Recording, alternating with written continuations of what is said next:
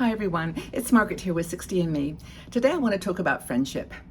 It's probably something that we talk about quite a bit here on 60 and Me, and I think it really in a way is the thread that holds us together. It is that we are friends here. And what is a friend? Well, it's someone that you trust, someone that you can share with your life, and it can be the complexity of your life, the joy of your life, or the meaning of it. And friendship, I think, is something that we have treasured since we were little kids. I can remember some of my childhood friends that I don't keep in touch with them, of course, but I remember how much of an impact they had on my life, and also with my children, watching as they develop friendships and how that shaped them. So friendship is like this glue that kind of permeates our lives, and maybe you can share in your memory as we're talking some of the people that were your friends when you were growing up, and how much why you were drawn to them, and what were the things that really made them important. As you get older, it changes. And I'm not using the age reference to getting older. It's just as we move into new circumstances and our lives shift in terms of the relationships, the work situation, our children, or our interests. It all shifts when you get a little bit older, because people have moved around. I don't think there's anybody that hardly that I know, if I ask them the question, "Where are you from?" that they can actually say where they're born. They can say, well, I was born in so-and-so place, but I'm now from, or now live in, and I've moved 13 times in my life. I'd be interested to know how many times you think you've moved in your life. I've moved at least 13. And, it's just that kind of sense of, we're moving around a lot more these days, and friendships, as I mentioned about children, they're actually based on common, like habits, like going to school together, or, just doing things together that you love to, play with or whatever. And the friendship takes time. And sometimes we don't have that, or we don't make that anymore. We have a rushed, sort of experience of life that's, lived mostly in our own rooms. We don't go out as much as we have in the past.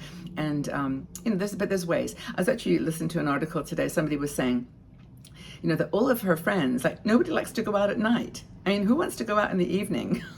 Like you come home and you want to get cozy, and you just like, oh, I'll just stay home. And there's maybe a great theater production going on somewhere where I could meet some people or whatever, or music, but no, I'll just stay home.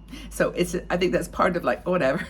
It's not judgment. It's just like, I'm exactly like that, because I get up so early in the morning. I go to bed at 10 o'clock. And that's my style. I like it. Anywho, but the point is that those same women love to have coffee in the morning, or go for a walk, or maybe go, window shopping or whatever, or just sit down having a chat.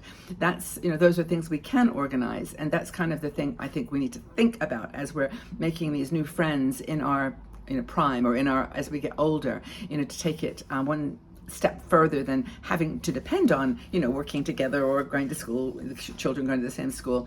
So, I guess the first thing that would be useful, or one of the first things that would be useful, is to define what are the qualities that make a good friend for you. What are they? I mean, is it simply common interests? Is it that you have something that you love to do together? You both love to swim, or you both love travel, or you've got some common. You're great cooks. You like to cook. What is it that you and what are the elements of friendship? Is it trust? That you trust that person with a secret? That you feel like they love you? That they care about you? That you're important to them? That you matter? That that when they see you, they smile because like, oh my gosh, I'm so happy to see you, and they really mean it. I mean, what are the qualities? Is it just they let you be yourself? I don't care what you look like, what you wear. It's like children, it's like babies actually. I mean, they look at you, you can look whatever you want, and they just grin from ear to ear. They just love you. You're just their person, and they don't care that your hair is not done, or that you've got crooked teeth, or whatever. It doesn't matter. They just love you, and maybe that is part of the quality of friendship. So, what's important to you in friendship? Ask yourself that question. I think it's also important to be approachable and open. Like I said, like I don't go out in the evening. You probably maybe don't go out in the evenings that much either. But how are you going to find people? You've got to go out there and do something. You've got to make yourself visible to the world. Even if it's just going and sitting in a cafe and catching a conversation with a new person. What happened to me the other day? Oh, I was walking down the street, and this woman came past me, and she looked at me, and I said, hi. And she stopped. She literally stopped. And I stopped. And she said, oh my gosh, you remind me so much of a friend of mine. And I said, oh, really? That's interesting. And she told me about this friend and what she did and blah, blah, blah. And it was like a 10-minute conversation, standing in the road or on the sidewalk, talking. I mean, and I didn't take her phone number or anything, and we didn't have this, like instant, like, I got to see you again to talk about that. It was just that you can make connections anywhere. If you're open and approachable, you can actually make friends everywhere. But if you need a little bit more help, then there's places you can go, like social groups. I mean, honestly, we are so, what's the word? Like, not overwhelmed, but we're inundated with options for getting to know people. And it's specific, like, if you go on Facebook, you can actually look for specific groups that are interested in X, Y, or Z. You don't have any problem finding people.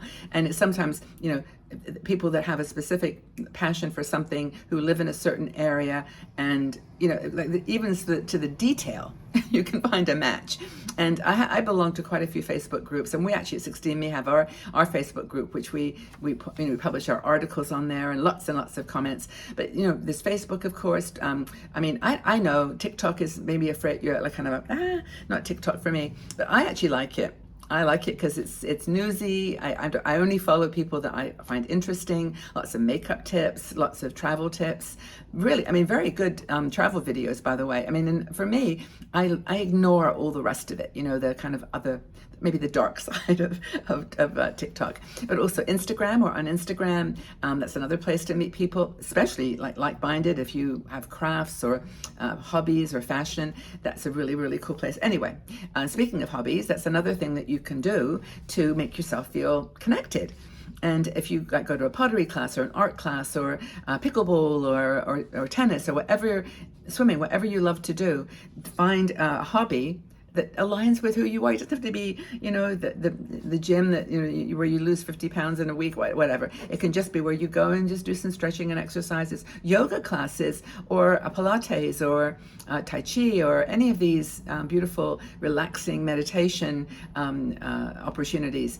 Try those. New hobbies can be a wide spectrum. Knitting. I actually started a group for knitting, and we had like a lot of people, but then no one showed up. It's how it works, but you just do it. I did a meetup once. Meetup is great, by the way, if you're not using it as an app for finding local groups. I did one on train journeys, and every 2 or 3 weeks we'd get together as a group and go on a train journey. And we went to some of the coolest places, and we had a group of about 10 people. Only like 3 or 4 normally showed up for any one event, but it didn't matter. It was sometimes it was just 2 of us, and it was just going on a train somewhere together. So that was a fun exercise. And so utilize technology. Do your own gatherings, host your own event. Do a potluck or a street party, or something that will draw others in the neighborhood or in your circle of friends. Just have a card night. I had friend Maureen. She used to have these poker nights, and we never did any poker. We just talked, and we did poker, but it was just a fun night, and it was her kind of way of getting everyone together. She is a really good gatherer. There are people that are better than others. So if you're not one of those good gatherers of people, find yourself someone who is. Because some of us are introverts and don't really like to do that kind of come on over to my house and do something, but just find someone that maybe can help you with that. Workshops. Go to workshops.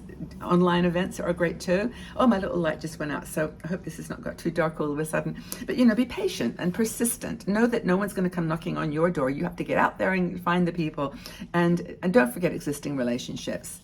Yes, you may have changed. Your kids may not be going to school together anymore. You may not be in the same workplace. But hey, there's nothing wrong with just treasuring the people that made a difference in your life. And by the way, friendship doesn't have to be going out over coffee. It can just be online. Friendships can really develop online as well, given all the amazing technology that we have. So enjoy, looking for friends in your prime, and knowing that they are out there. They're waiting for you to find them, and you're waiting for them to find you. But you've got to be open, receptive. You've got to make an effort, and you've got to compromise a little bit, knowing that things may be different than when you naturally fell into friendships. But anyway, if you enjoyed this video, please share your comments in the section below so that people can know who you are. Maybe you'll make a friend. Oh, and I must mention our Patreon group. Our supporters group is called Patreon, and it's I'll leave the details are below the video. And we have a group of about, I don't know, 800 women, but maybe 50 of them come to our live shows twice a week, and they are making friends. We've got a group this weekend, I know, 4 women from North Carolina who found each other on our friendship lounge, we call it, on the Monday, Wednesday, and they're going to meet this week. We've had 2 women go on a cruise together. Patreon. It's a really cool, it supports 60andMe because we don't charge anything for our videos or any of our content. We're a community-driven company, and we love to, have the supporters to help us. But yeah, you can join up. $3 a month is the level that we offer the live shows, and we'd love to have you part of our family. So take really good care of yourselves. Have a great day wherever you are. Know that I really respect and love you, and hope the best for you. Find some new friends. It'll make a world of difference. Take good care. Lots of love.